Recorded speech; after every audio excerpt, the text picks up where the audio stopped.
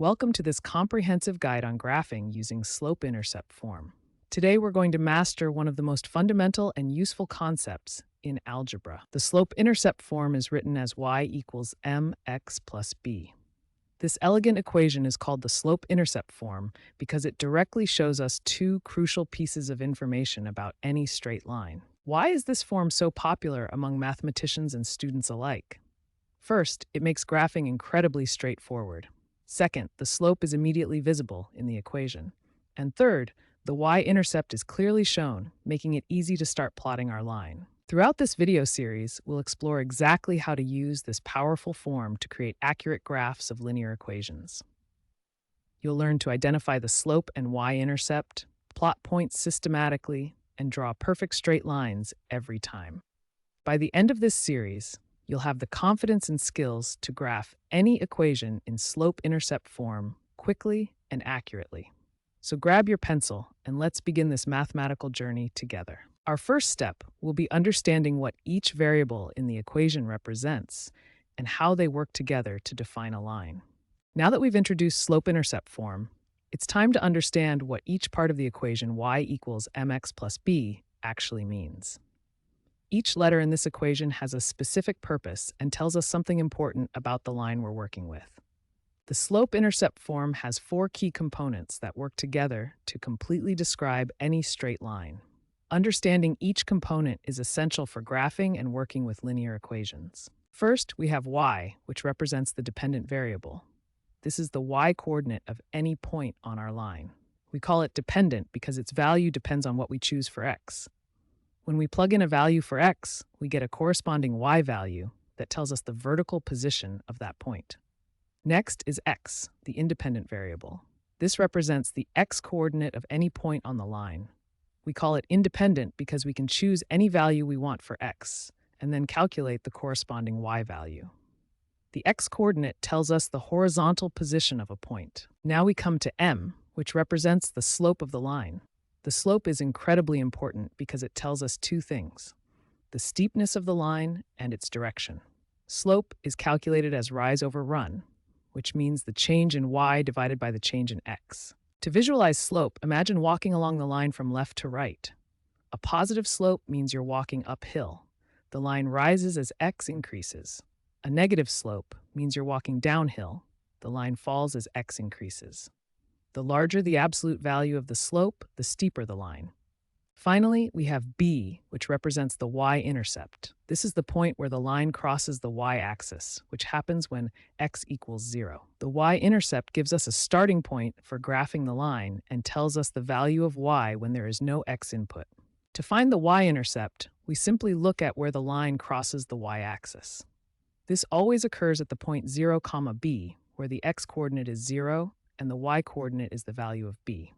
Understanding these four components, y, x, m, and b, is the foundation for working with linear equations. The dependent variable y and independent variable x represent coordinates of points on the line. The slope m tells us the line's steepness and direction. The y-intercept b gives us the starting point where the line crosses the y-axis. With this solid understanding of each component in y equals mx plus b, we're now ready to put this knowledge into practice. In the next section, we'll learn how to use these components to graph linear equations step by step. Now that we understand the components of slope-intercept form, the first step in graphing any linear equation is to identify and plot the y-intercept. The y-intercept is the b value in our equation, y equals mx plus b. This represents the exact point where our line will cross the y-axis. To plot the y-intercept, we need our coordinate plane. The y-intercept always occurs when x equals 0, so we're looking for the point where our line intersects the vertical y-axis. For our first example, if b equals 3, then our y-intercept is the point with coordinates 0, 3. This means when x is 0, y equals 3. We plot this point by moving up 3 units from the origin along the y-axis. Notice how this point lies exactly on the y-axis where x equals 0. For our second example, if b equals -2, then our y-intercept is the point 0, 2. This time, we move down from the origin. We plot this point by moving down 2 units from the origin along the y-axis. Negative y-intercepts appear below the x-axis. For our third example, if b equals 0, then our y-intercept is the point 0, 0, which is the origin. The line passes through the center of our coordinate system. When the y-intercept is 0, our starting point is right at the origin where both axes intersect. Remember these key points. The y-intercept is always at x equals 0, giving us the coordinate 0, b. This point serves as your starting point for graphing any linear equation. Always plot the y-intercept first before using the slope to find additional points. To solidify your understanding, observe how different y-intercept values create different starting points on the y-axis. Here we see y-intercepts at +4, +1, -1, and -3. Notice how they all lie on the y-axis but at different heights, creating different starting points for their respective lines. In our next step, we'll learn how to use the slope to find additional points and complete our line. But remember, the y-intercept is always your foundation, your starting point for any linear graph. Now that we've plotted our y-intercept, the next crucial step is using the slope to find a second point on our line. The slope, represented by m, tells us exactly how to move from one point to another on the line. Remember, slope is defined as rise over run. The rise tells us how many units to move vertically, and the run tells us how many units to move horizontally. Here's our systematic approach. First, write the slope as a fraction. Second, start at the y-intercept. Third, move up or down according to the rise. Fourth, move right or left according to the run. For our first example, we have a slope of 2/3. Writing this as a fraction, we see the rise is +2, meaning we move up 2 units, and the run is +3, meaning we move right 3 units. Starting at our y-intercept at the point 0, 1, we'll now use our slope to find the second point. First, we move up 2 units from our y-intercept. This represents the rise component of our slope. Next, we move right 3 units. This represents the run component of our slope. This brings us to our second point. We've successfully found our second point at coordinates 3, 3. Notice how we moved exactly according to our slope, up 2, right 3. For our second example, we have a negative slope of -3/2. The rise is -3, meaning we move down 3 units, and the run is +2, meaning we move right 2 units. Starting at our y-intercept at 0, 2, we'll apply our negative slope. Since our rise is -3, we move down 3 units from the y-intercept. Negative rise always means moving downward. Then we move right 2 units. Even with a negative slope, positive run still means moving to the right. Our second point is at coordinates 2, -1. This demonstrates how negative slopes create lines that go downward from left to right. For our final example, we have a whole number slope of 3. Remember, any whole number can be written as a fraction with denominator 1. So 3 equals 3/1, giving us a rise of 3 and a run of 1. Starting at the origin, our y-intercept at 0, 0, will apply our slope of 3. We move up 3 units for our rise. This creates a steep upward movement. Then we move right just 1 unit for our run. This small horizontal movement combined with the large vertical movement creates a steep line. Our second point is at coordinates 1, 3. Notice how a large rise with a small run creates a steep, almost vertical line. Here are the essential points to remember when using slope to find your second point. Always write the slope as a fraction. Positive rise means move up, negative rise means move down. Positive run means move right, and always start from the y-intercept. Master these steps, and you'll be able to graph any linear equation with confidence. Now we reach the final and most satisfying step in graphing a linear equation using slope-intercept form. We have our y-intercept plotted, and we've used the slope to find a second point on our line. Here we have our 2 essential points, the y-intercept at 0, 1, and our second point at 2, 5, which we found by applying the slope of +2. A fundamental principle in geometry tells us that any 2 distinct points determine exactly one unique straight line. This means these 2 points are all we need to draw our complete linear graph. To draw our line, we simply connect these 2 points with a perfectly straight line. Watch as the line appears, passing through both of our plotted points. But we're not finished yet. A linear equation represents infinitely many solutions, not just the points we've plotted. we need to extend our line in both directions to show that it continues forever. Perfect. Now we have our complete linear graph. This line represents every possible solution to the equation y equals 2x plus 1. Every point on this line satisfies our equation. Notice how our line passes exactly through both of our original points. This confirms that our graphing process was correct. The y-intercept is clearly visible where the line crosses the y-axis, and our slope is evident in the line's steepness. Congratulations, you have successfully graphed a linear equation using the slope-intercept form. Remember these key points.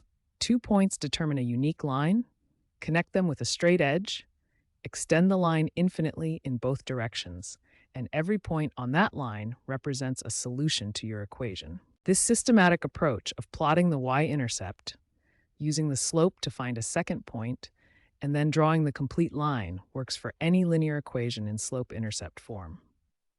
You now have the complete process for graphing linear equations. Now we'll work through our first example, graphing the equation y equals 2x plus 1. This is a perfect example to demonstrate the step-by-step process we just learned. First, we need to identify the slope and y-intercept from our equation. Looking at y equals 2x plus 1, we can see that m equals 2, which is our slope, and b equals 1, which is our y-intercept. Now let's set up our coordinate plane, where we'll graph this line. I'll create a grid to help us plot points accurately. Step 1. We start by plotting the y-intercept. Since b equals 1, we plot the point at coordinates 0, 1. This is where our line crosses the y-axis. Step 2.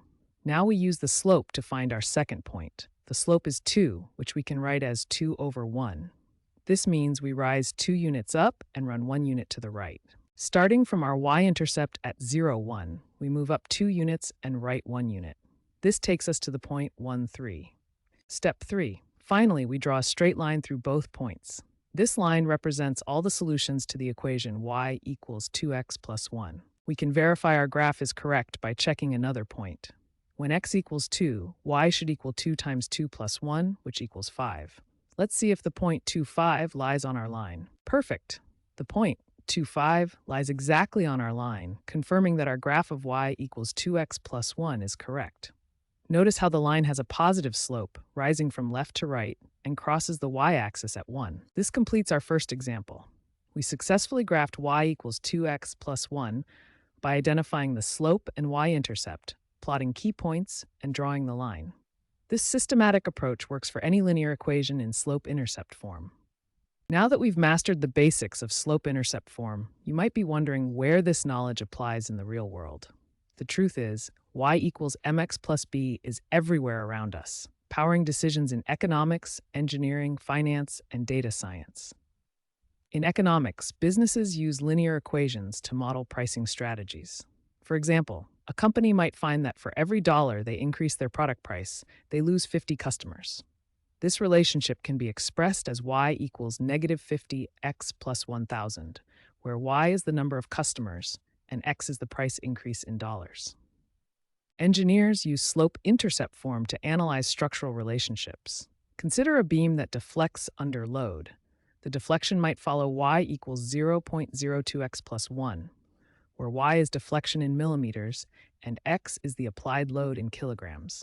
The slope tells us the rate of deflection per unit load. In finance, investment growth often follows linear patterns over short periods. An investment might grow according to y equals 200x plus 5,000, representing steady monthly gains. Data scientists use these same principles in linear regression to predict future trends from historical data, making slope-intercept form a cornerstone of predictive analytics. Now that we've seen the power of slope-intercept form in action, let's recap the essential steps you've learned throughout this tutorial. Remember, mastering these 3 key steps will make you confident with any linear equation. Understanding y equals mx plus b gives you a powerful mathematical tool that extends far beyond the classroom. Whether you're analyzing business trends, designing structures, or making data-driven predictions, linear relationships are fundamental to understanding our world. Thank you for joining me on this journey through slope-intercept form. If this tutorial helped you understand linear equations better, please give it a thumbs up and subscribe for more mathematics tutorials. Leave a comment below if you have questions or suggestions for future topics. Keep practicing, and remember, mathematics is everywhere around us, waiting to be discovered.